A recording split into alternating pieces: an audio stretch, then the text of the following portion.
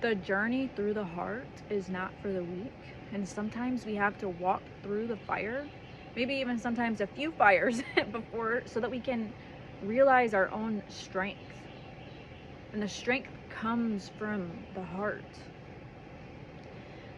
When we first start to drop back down into the heart space, maybe for the first time in a long time, maybe for the first time ever, a lot of anger, grief, sadness, rage, a lot of these feelings start to come up, and we're angry all the time, or we're feeling depressed often, and we don't understand what's going on. But what is going on is that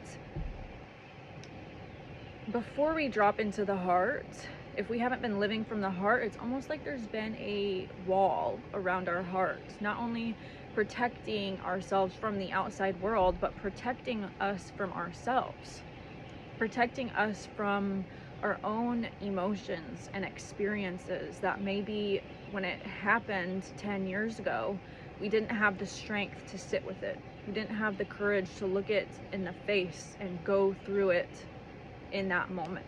So we shoved it down and we pushed it away and we kept it locked away in our heart. And so it's coming back up now because we're moving into our hearts. So it's coming back up now to almost in excitement, like, oh my gosh, you're finally here. I haven't seen you in so long. I have so much to tell you about. This is your heart talking. I have so much to tell you about. You've been away for so long. I'm so happy that you're back.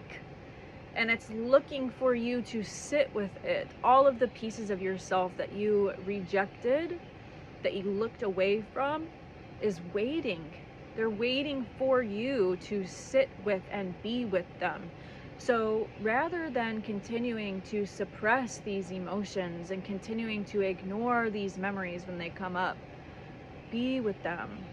And if you can't yet feel that unconditional love for these pieces of yourself, at least just sit with from a very neutral, observational standpoint, and that will help just as much. And when we begin to sit with these emotions and memories and past experiences as they come up, we don't have to go digging in our heart looking for them. They're going to come up when it's time to face them. And if we can just sit with and be with these things as they come up, the illusion of it all falls away. And at first you think that you're looking at a demon, you're looking at the darkness, you're looking at a black void.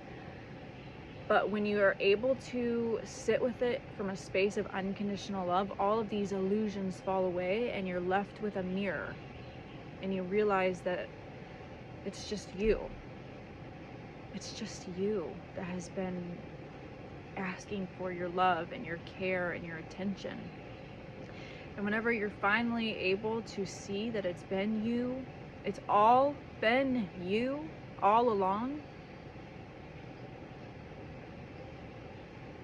you're able to reintegrate these pieces. They get reintegrated back into you to make you whole. Not whole because you need all of these external things and people. You're whole because you have you.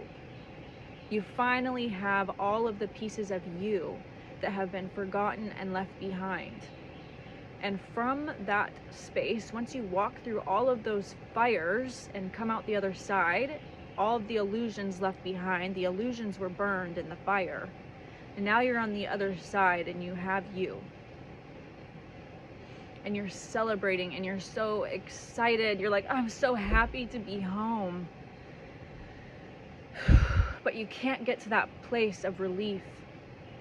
I mean, there's glimpses of it through the fire to keep you going, to remind you that there's hope on the other side, but those are just glimpses to push you to keep going. Once you finally get to the other side, you will understand why you went through everything that you went through, and you will understand that none of it was real. None of it was real. None of it was you. You are finally just left with you. And you're home. and then another fire pops up because we live on Earth. So there's always going to be fires.